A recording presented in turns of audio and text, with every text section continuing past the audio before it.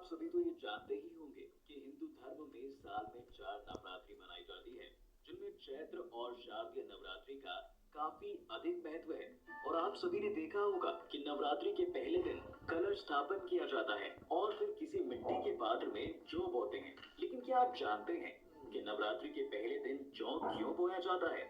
अगर नहीं तो इस वीडियो को अंत तक जरूर देखें। नमस्कार दोस्तों, द डिवाइन टेल्स पर आपका एक बार फिर से बहुत बहुत स्वागत है। मित्रों, ऐसा माना जाता है कि जौ बोने की परंपरा शाकंभरी देवी से जुड़ी हुई है, जिससे जुड़ी कथा का वर्णन दुर्गा सप्तशती से किया गया है। दुर्गा सप्तशती के 11वें अध्याय में वर्णित कथा के अनुसार देवी और देवताओं की स्तुति से प्रसन्न होने पर शाकंभरी देवी सभी देवी देवताओं से कहती है कि देवताओं, जब पृथ्वी पर 100 वर्षों के लिए वर्षा रुक जाएगी और पानी का अभाव हो जाएगा, उस समय मुनियों के स्तवन यानी स्तुति करने पर मैं पृथ्वी पर अयोनिजा रूप में प्रकट होंगी और अपने 100 नेत्रों से मुनियों को देखूंगी। अतः मनुष्य शताक्षी नाम से मेरा कीर्तन करेंगे। देवताओं, उस समय मैं अपने शरीर से उत्पन्न हुए शाकों द्वारा समस्त संसार का भरण पोषण करूंगी और जब तक वर्षा नहीं होगी तब तक वे शाक ही सबके प्राणों की रक्षा करेंगे। ऐसा करने के कारण पृथ्वी पर शाकंभरी के नाम से मेरी ख्याति होगी और ऐसा माना जाता है कि देवी के शरीर से उत्पन्न हुए शाक जौ ही थे और इसीलिए हिंदू धर्म में कोई भी शुभ काम जौ के बिना अधूरा माना जाता है। साथ ही ये भी माना जाता है कि सृष्टि में सबसे पहली फसल जौ ही थी और यही वजह है कि जौ को हिंदू धर्म ग्रंथों में पूर्ण फसल की मान्यता दी गई है। हिंदू धर्म ग्रंथों में वर्णित कथा के अनुसार एक बार देव गुरु बृहस्पति ने ब्रह्मा जी से सवाल किया कि हे ब्रह्मा, नवरात्रि क्यों मनाई जाती है? तब ब्रह्मा जी ने कहा, बृहस्पति, तुम्हारे इस प्रश्न का हल इस कथा में छुपा है। बहुत साल पहले मनोहर नगर में एक अनाथ ब्राह्मण रहा करता था, जिसका नाम पिठत था।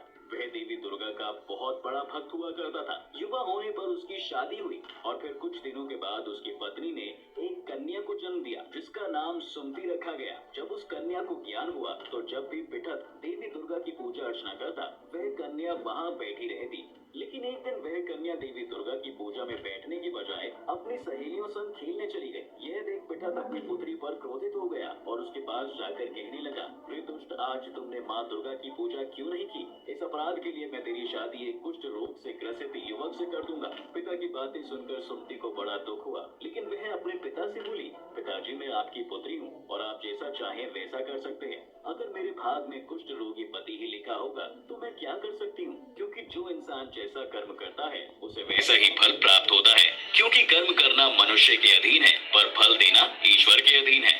अपनी पुत्री सुमति के मुख से ऐसी बातें सुनकर पिठत का क्रोध और बढ़ गया और इसी क्रोध में आकर उसने कुछ दिनों बाद अपनी कन्या का विवाह एक कुछ रोगी से कर दिया। विवाह के बाद जब सुमति अपने ससुराल को जाने लगी तो पिठत ने कहा कि बेटा, अपने कर्मों का फल भोगो, देखे भाग्य के भरोसे रहकर क्या करती हो। पिता की बातें सुनकर सुमति सोचने लगी, क्या सच में मेरा भाग्य इतना खराब है जो मुझे कुष्ठ रोगी से ग्रस्त पति मिला? फिर वह अपने पति के साथ वन में चली गई और फिर अगले दिन देवी दुर्गा सुमति के सामने प्रकट हुई और बोली, हे पुत्री, मैं तुमसे प्रसन्न हूँ और तुम जो चाहो वह वरदान मांग सकती हो। तब सुमति बोली कि हे देवी, आप कौन हैं?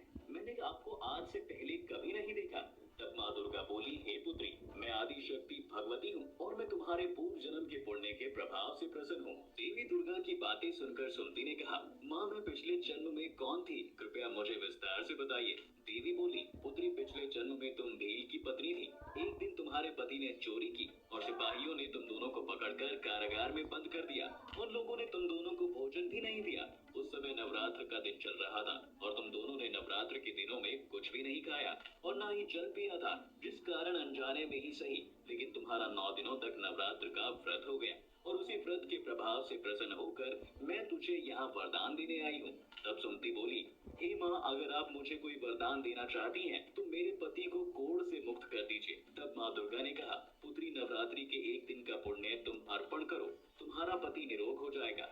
फिर सुमति ने ऐसा ही किया और उसका पति निरोग हो गया। यह देख सुमति देवी की स्तुति करने लगी। सुमति की बातें सुनकर देवी बहुत प्रसन्न हुई और फिर नवरात्र व्रत की विधि विस्तार से बताते हुए कहा, हे पुत्री, नवरात्र में 9 दिन तक विधि पूर्वक व्रत करना। यदि दिन भर का व्रत ना कर सके तो एक समय भोजन करें। विद्वान ब्राह्मणों से पूछकर घट स्थापन करें और महाकाली, महालक्ष्मी, महासरस्वती देवी की मूर्तियां स्थापित कर उनकी विधि विधान पूजा करें और पुष्पों से विधि पूर्वक वीडियो अच्छा लगे तो लाइक एंड सब्सक्राइब कर दीजिए।